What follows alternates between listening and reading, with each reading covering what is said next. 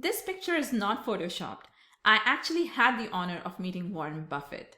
It was the most exhilarating experience of my life. Well, until my daughter was born. It was February 18th, 2011. I still remember that day like it was yesterday. I also tasted steak for the very first time in my life at Warren Buffett's favorite steakhouse in Omaha. There are so many valuable lessons I learned from the Oracle of Omaha, and I want to share the 8 most important ones that have guided my life and my investing journey. However, there is one piece of advice that I will never ever follow, and I'm going to talk about that at the end of this video.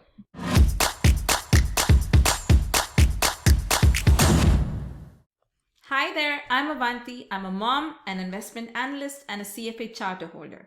And I have helped dozens of women take control of their financial future. Subscribe to my YouTube channel and follow my Facebook page to learn how to build your own wealth through investing. In this video, I want to share some of the life lessons I've learned from Warren Buffett.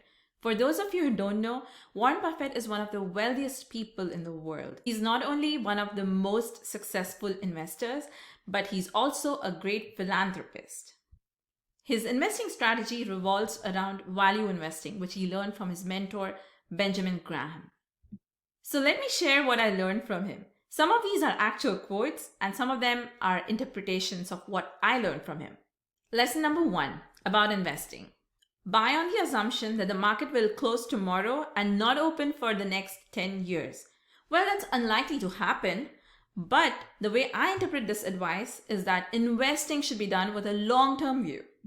Just last week, I met with a close friend who trades in his personal brokerage account. He spends about 40% of his time researching companies and trading in and out of stocks every single day. He said he made twice as much as the S&P by trading in and out of stocks this year, mostly by taking large concentrated bets. Well, good for him. I asked him one question. What will happen to your investments if you get hit by a bus tomorrow? His significant other knows nothing about investing. He's the one who handles all the finances for the family.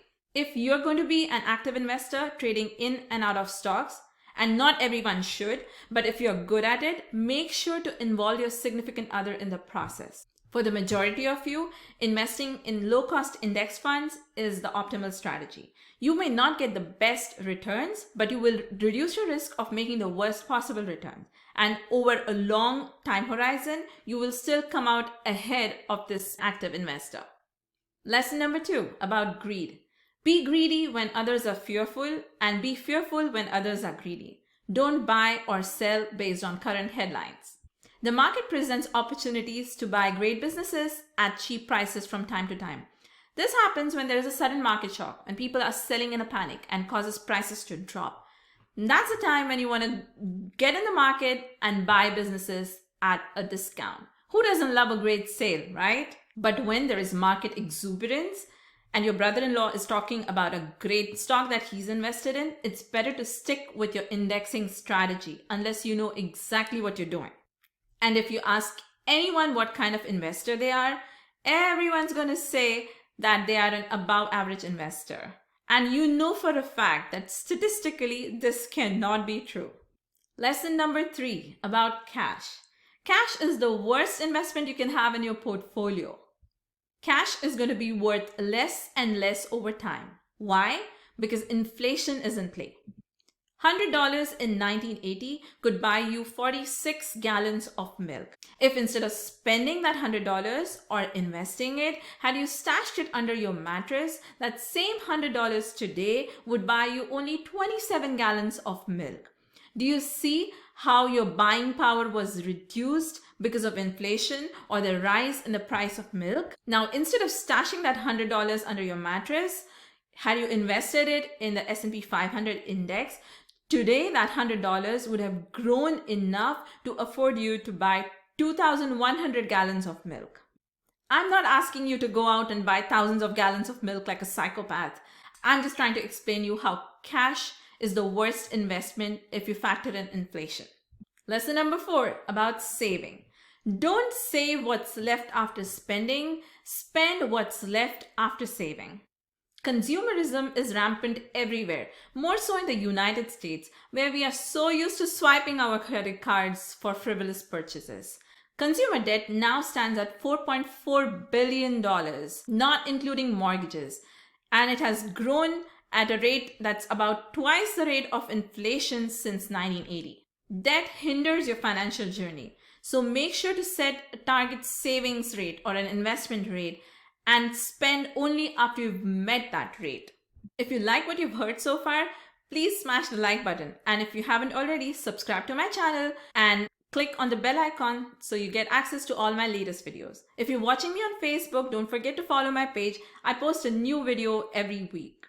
And to help you better allocate your income, I have linked my personal budgeting worksheet in the description below, so make sure you grab that. Lesson number 5, about people and relationships. Associate with people who are better than you. You always move in the direction of people with whom you mingle. So if you hang out with great people, you will aspire to greatness. If you hang out with mediocre people, you will aspire to mediocrity. This is the same advice your parents must have given you when you were younger. Work in an environment that inspires you and motivates you to do better. Work in great teams. Hire good people. Find your own Charlie Munger and you will be golden. What is true of professional relationships is true of personal relationships. You cannot choose your parents or your siblings, but you can choose good friends and a good life partner. Choose to be with people who uplift you and make you into a better version of yourself. Lesson number 6, about humility and simplicity. Warren Buffett still lives in the same modest house he bought in the 50s. Unlike some who buy homes that are worth 10 and 20 times their annual income, Warren Buffett's home makes up 0.01% of his net worth. In 2011, Warren Buffett was still driving a 2006 Cadillac and has often bought used cars. He also engages in inexpensive hobbies like bridge. In fact, he said that he wouldn't mind being in a cell with cellmates who play bridge. To me personally, this also means minimalism and living your life in a sustainable manner. And avoiding excesses in life, like spending money to buy things to impress people you secretly hate. Lesson number 7, about raising kids. Leave your kids with enough to do anything, but not enough to do nothing. This is my spin on Warren Buffett's quote. Leave your children with enough money so that they can leave footprints, but not enough that they leave only butt prints. If you are ultra wealthy, you may be tempted to leave your children with a fat inheritance. But always make sure that you leave them enough so that they are able to use it to create their own legacy by adding more value to what you left them. But don't leave them with enough that they have no motivation to do anything with their lives and they sit on their butts all day. Lesson number 8, about giving back. If you are in the luckiest 1% of humanity, you owe it to the rest of humanity to think about the other 99%. Warren Buffett's philanthropy is as legendary as his investing. He not only gives back to the community by donating large sums of money, he also gives his time to shape a strong world. Each year, he makes an impact on future minds by talking to young students. If you have something valuable to share with the world, don't hold back, even if you're not in the luckiest 1% of humanity. As some of you already know, I do not come from wealth. However, I've been very lucky to have parents who prioritized my education over their own retirement. And it is through that education I was able to help myself build a very strong net worth. And I do realize my privilege. If my knowledge is able to help just one person, I would do it in a heartbeat, which is why I'm here sharing my knowledge about investing with you. Having said that, there is one piece of advice Warren Buffett gave which I would never ever follow, and that is about drinking Coke. Berkshire Hathaway owns about 9% of Coca-Cola, so you can imagine why he encourages everybody to drink Coke or buy Coke products. I'm not a big fan of sugary carbonated drinks or plastic, which is why I like to carry this water bottle with me wherever I go. I'm also trying to reduce my carbon footprint.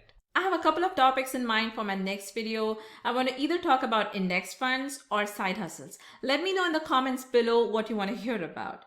And make sure to subscribe to my channel so you don't miss the next video.